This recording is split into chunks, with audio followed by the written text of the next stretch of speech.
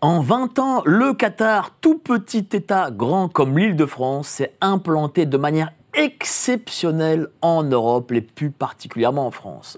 A-t-il utilisé la corruption pour se faire cette place en Europe? Y a-t-il un système Qatar? Quelles sont les personnalités françaises impliquées? Pourquoi est-ce que le Qatar joue-t-il double jeu dans la géopolitique mondiale?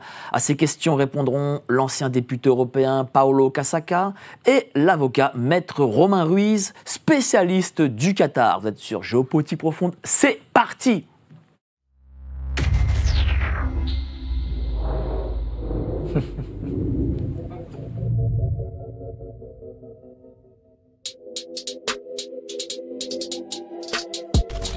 Nous sommes en guerre.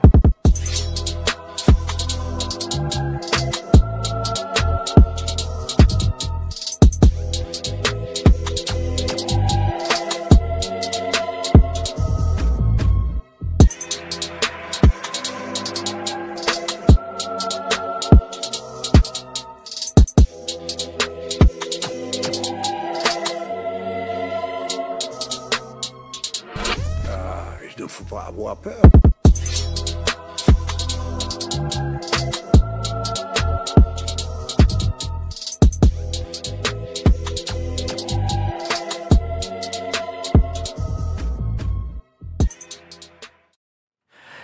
Il ne faut pas avoir peur. Bonsoir à tous, vous êtes sur Géopolitique Profonde, la chaîne qui est là pour remplacer les médias subventionnés. On va parler du Qatar, voilà un sujet dont plus personne ne parle dans les grands médias ou ne veulent pas parler dans les grands médias. On va parler du Qatar en France, son implantation, de son soft power, du PSG peut-être un peu aussi, de la fiscalité avantageuse pour les Qataris, de ce que représente cet État en France.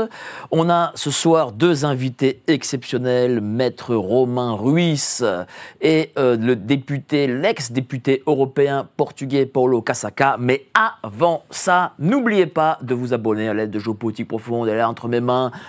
Celle du mois d'octobre arrive très très vite. Vous vous y abonnez, vous cliquez sur le lien sous la description et n'oubliez pas 7 jours gratuits. 7 jours gratuits dès que vous vous y abonnez. Alors, bonsoir, cher maître. Bonsoir. Vous êtes avocat de Tayeb Ben Abderrahmane, qui a travaillé avec Nasser El Khelaifi, c'est-à-dire le patron du PSG, le patron du groupe Bein Sport, ministre, je crois, des sports, ancien tennisman, et puis il a tellement de fonctions. Enfin, c'est le grand patron, quoi. Le grand patron, celui que tout le monde connaît ici en France. Donc, vous êtes son avocat. Oui. Bonsoir, comment allez-vous déjà? Bah, écoutez, moi ça va, et vous? Très bien, moi ça me fait plaisir de vous avoir ici. Donc, on va parler aussi... On peut parler un peu de cette affaire après ou pas? On peut en parler, oui, bien sûr. Parler. Pas de difficulté. En tout cas, on parlera avec vous du Qatar, de tous les sujets qui fâchent. Et Paolo Casaca, ex-député européen. Bonjour, cher monsieur Casaca. Comment allez-vous? Bonsoir. Vous êtes en direct de Bruxelles? Merci. Oui, voilà, je suis à Bruxelles. Merci beaucoup de cette invitation. C'est un grand plaisir de... moi aussi, ça me fait très plaisir parce que le Qatar, pourtant, il est excessivement important en France, il est excessivement dans la géopolitique et dans nos médias, on en parle très peu, en tout cas, on le dénonce très peu. Peut-être, monsieur le député, peut-être une réponse. Est-ce que, par exemple, au Portugal, on en parle beaucoup du Qatar? Est-ce que vous comprenez pourquoi il y a une sorte de blackout sur le Qatar dans nos médias? Non, on ne parle pas assez et on a beaucoup de tendance à parler de secondaire et pas de l'essentiel. Parce que pour ce qui concerne le Qatargate, qui est sans doute le plus gros scandale de corruption jamais mis à jour dans les institutions européennes, on voit que c'est la presse italienne, et les acteurs principaux sont en effet italiens, qui met en lumière tout ce qui est important pour comprendre les contours du scandale. Notamment que le Corriere della Sera, à la fin de 2022, affirme dans ses pages que c'était un fonctionnaire d'une des ONG l'une des 15 ONG de la rue du Cal numéro 21, qui a fait la dénonciation à la police parce qu'il voyait un tas d'argent passer devant son nez, il y en avait très peu. Alors, et c'est ce complexe d'ONG qui est très proche, et c'est même peut-être le complexe le plus ancien formé par ce qui est connu comme le Open Society Foundations, comme M. Soros, c'est-à-dire un complexe de ONG qui sont financés à partir des îles Caïmans par des fonds d'investissement, des fonds qui s'appellent Quantum. Et ce qu'on peut remarquer, c'est que le même financeur de ces ONG est le financeur de plusieurs réseaux journalistiques, dites de journalisme d'investigation. Et ces réseaux, c'est vraiment une coïncidence, ils font leur mieux pour écarter toute lumière sur le fait que le centre de cette corruption a commencé par ces ONG. Et là, je crois qu'il y a peut-être une réponse à votre question. Alors, cher maître, qu'est-ce que c'était déjà, pour les spectateurs qui nous regardent, le Qatargate? Parce qu'on ne sait pas tous, ça n'a pas beaucoup transpiré. Alors, le problème du Qatargate, c'est que j'ai un peu envie de vous poser la question de savoir lequel. Celui avec Bruxelles, avec les députés européens. Parce que l'une des particularités, en réalité, des dossiers du Qatar, c'est le fait qu'ils sont nombreux, le fait qu'il y a aujourd'hui ce nom, le nom de cet État qui revient dans un certain nombre de scandales, soit politiques, soit sportifs. On a tous en tête des engagements de poursuite, par exemple en Suisse, à l'encontre de Nasser Al-Khelaifi, dans le cadre de l'attribution des droits télévisuels des Coupes du Monde 2026, par exemple, dans lequel il a, in fine, été blanchi, avec un certain nombre de nuances, puisqu'aujourd'hui l'enquête a été relancée à son encontre. On a l'implication du Qatar potentielle dans des soupçons d'attribution frauduleuse de la Coupe du Monde 2022 au Qatar. Et puis on a désormais ce Qatargate belge, donc au Parlement européen, avec des soupçons, en réalité, on va dire d'infiltration, en tout cas de lobbying qui dépassait le cadre vis-à-vis d'un certain nombre de parlementaires européens qui auraient en réalité travaillé pour le compte du Qatar sans que ce soit évidemment déclaré à qui que ce soit. Mais pourquoi ça dépassait le cadre? Parce que à Bruxelles, à Strasbourg, le lobbying est autorisé. Oui, alors pour ne parler que de ce que je connais, il y a eu des révélations qui ont été faites par voie de presse et qui ont pu établir qu'en réalité, certains parlementaires européens utilisaient, en tout cas c'est ce qui est soutenu à ce stade, ont pu utiliser des moyens qui étaient ceux du Parlement européen pour les mettre en réalité à la disposition de l'État du Qatar et utiliser les moyens qui sont des moyens publics européens dans l'intérêt d'un État, ce qui évidemment est formellement interdit. Même à Bruxelles. Même à Bruxelles, ça reste une institution publique dans laquelle on ne peut pas faire n'importe quoi. Et il y a des obligations qui s'imposent évidemment, et heureusement d'ailleurs, aux parlementaires. Alors, monsieur le député, on a eu une vice-présidente à qui on a retrouvé de l'argent en espèces, je crois, sous son matelas. Elle a fait, je crois, de la prison. Est-ce qu'elle était la seule à être inculpée? Ou y a-t-il eu derrière ça tout un système? Apparemment, c'est elle la principale inculpée, mais je crois que c'est absolument clair qu'il y a un système. La députée, elle était en effet mariée avec un assistant d'un ancien député, M. Panzeri, qui est reconnu comme étant le créateur de cette machine qui a donné le Qatargate. Tout indique que elle était vice-présidente du Parlement européen, mais en effet, c'était quelqu'un qui a gagné notoriété comme présentatrice des téléjournaux télévisés en Grèce. Donc, elle venait de la presse. Et ce qu'elle a dit est même confirmé par son mari, son compagnon, c'est que l'argent c'était du compagnon et que elle, quand elle a su qu'il était arrêté et que la police investiguait le scandale, bon, elle a eu l'idée qui semblait vraiment très tragique pour elle, d'essayer de cacher des centaines de milliers d'euros dans les couches du bébé du couple, et de demander à son père de prendre ça en valise. Bon, le père était pris par la police, et c'était vraiment la cerise sur le gâteau. Elle n'en est pas sortie. Mais tout indique qu'elle n'était pas du tout le cerveau du schéma.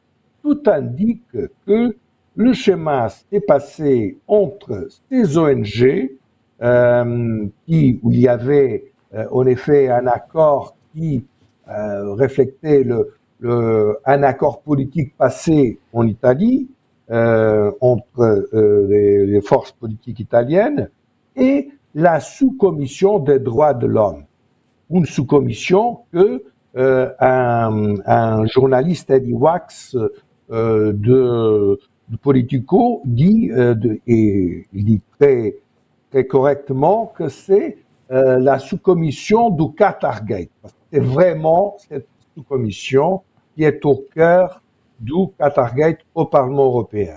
C'est une sous-commission qui était présidée par Monsieur Panzeri, et que était, après Monsieur Panzeri, il était succédé par Madame Maria Arena, et la sous-commission a fait un accord avec la Commission des droits de l'homme du Qatar, un accord maintenu secret, qui était exactement Monsieur Eddie Wax qui a révélé publiquement, et autour de cet accord, il y avait une véritable capture des institutions européennes par le Qatar. La sous-commission, en partenariat avec les ONG de M. Panzeri et autres ONG créées par M. Soros aux années 90, ont fait une conférence de 2 jours sur l'avenir des droits de l'homme, en partenariat aussi avec le think tank du Parlement européen, ce qui est très très grave. Cette ONG, elle, n'a pas rempli l'ONG de M. Panzeri, elle n'était pas inscrite au registre de transparence, ce qui est une chose absolument obligatoire pour faire du lobby en Europe, et elle ne faisait pas seulement du lobby, mais elle était même au cœur du procès décisionnel, mais elle n'était pas inscrite.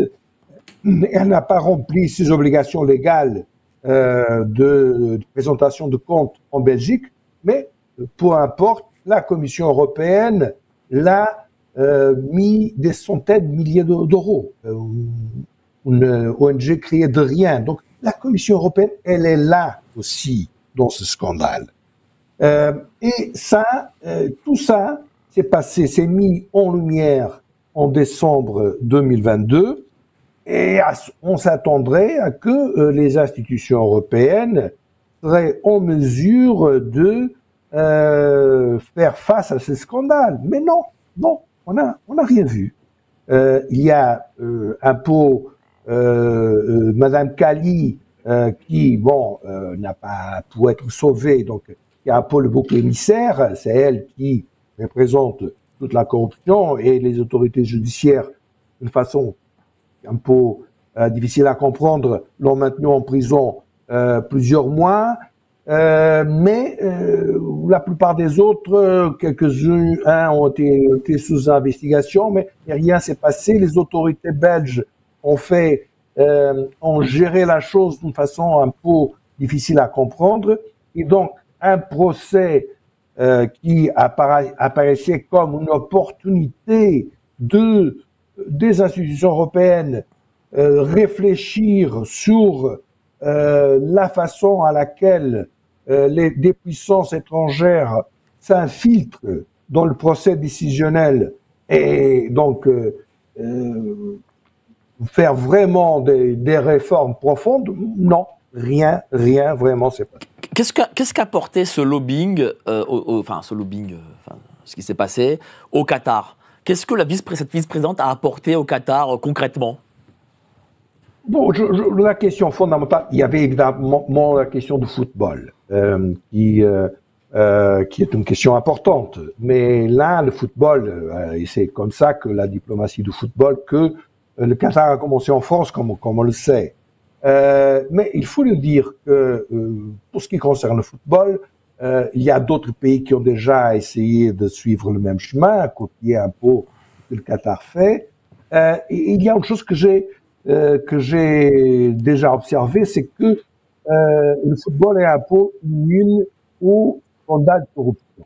Par exemple, dans mon pays, au Portugal, les principales équipes de football, on regarde la presse, bon, il y a eu des années, il y avait des scandales, les uns après les autres, mais des gros scandales de corruption à tous les gros football, mais ça n'a pas aucune... Alors, on vous entend pas très bien, là. Là, on vous entend pas très bien. Peut-être... oui. Allez-y, recommencez.